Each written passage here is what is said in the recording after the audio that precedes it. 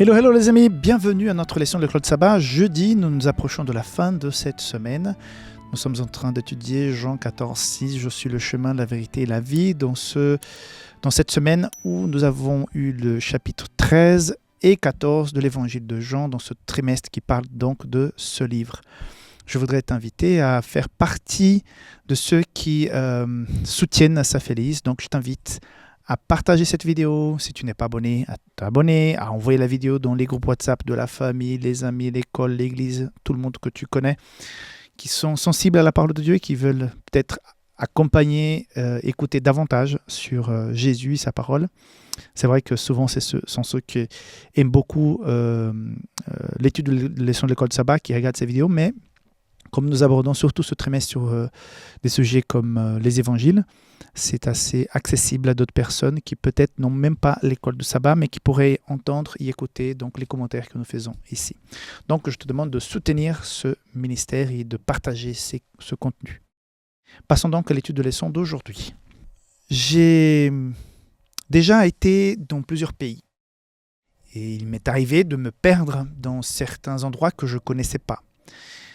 Quand les gens parlent d'autres langues et que nous n'avons même pas une langue pour pouvoir créer un pont de communication, c'est vrai que les situations sont compliquées. J'étais déjà en Chine, je me suis un petit peu perdu là au centre-ville, et trouver quelqu'un qui parlait quelques mots d'anglais, c'était compliqué. Donc pour se communiquer, c'était pas simple, parce que la parole, elle est essentielle pour qu'on puisse transmettre et recevoir des choses.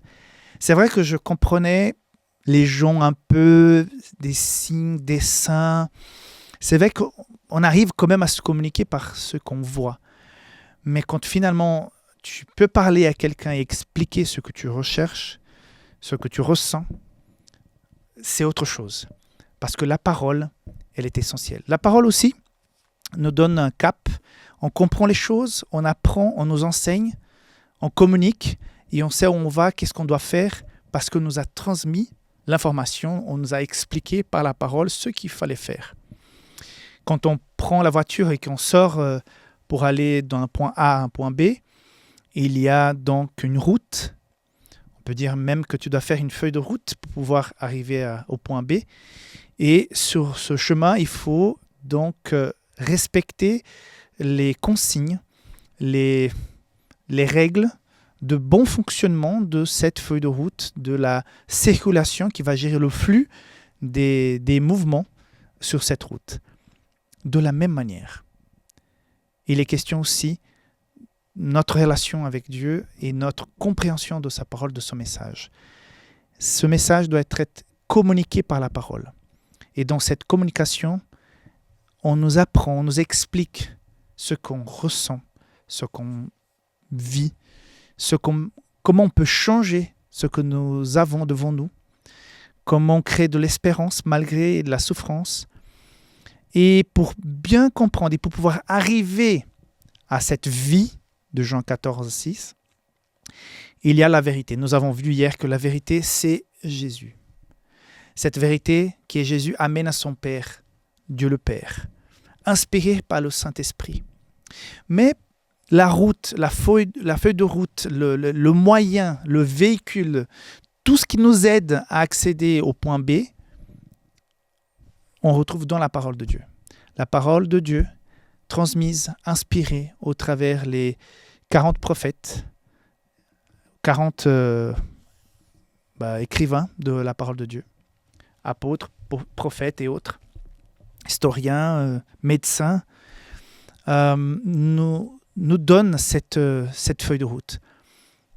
Comment peut-on prétendre aller en Chine, en Australie, en Indonésie et dire qu'on connaît et qu'on va arriver d'un point A à un point B sans connaître quoi que ce soit?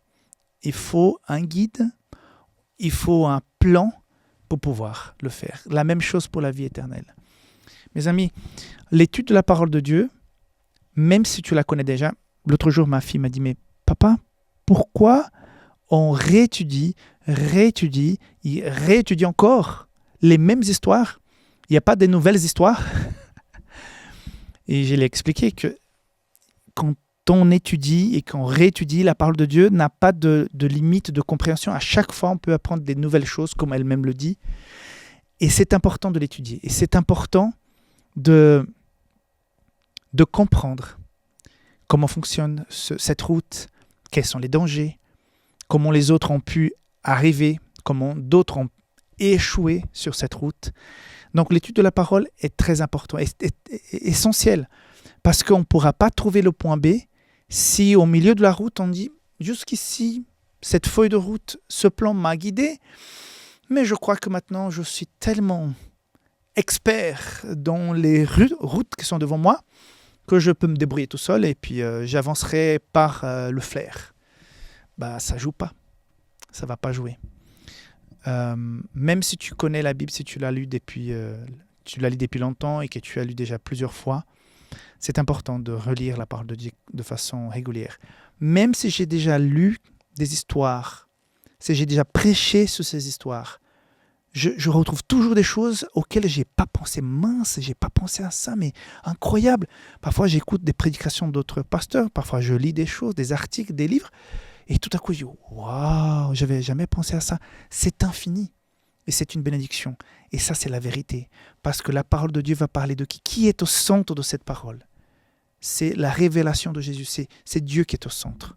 Et ça nous amène à comprendre davantage qui il est. Donc, ça fait partie aussi de ce schéma qui nous amène à la vérité. Et la vérité nous amène à la vraie vie, à la vie éternelle. Donc, aujourd'hui, le verset 5, chapitre 5, verset 39, c'est pour chacun d'entre nous. Vous sondez les Écritures parce que vous pensez avoir en elles la vie éternelle. Ce sont elles qui rendent témoignage de moi. Voilà, si nous voulons connaître davantage notre ami, notre Père, notre Sauveur, notre tout, il faut passer du temps dans l'étude, dans la contemplation, dans la prière, au travers de cette parole. C'est tout le bien que je souhaite à chacun d'entre nous. Que Dieu te bénisse et on se voit demain. Bye bye.